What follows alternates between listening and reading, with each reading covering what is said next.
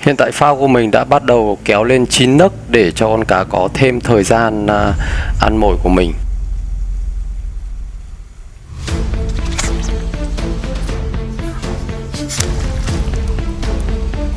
À, nhảy à? Lại còn biết nhảy nữa à?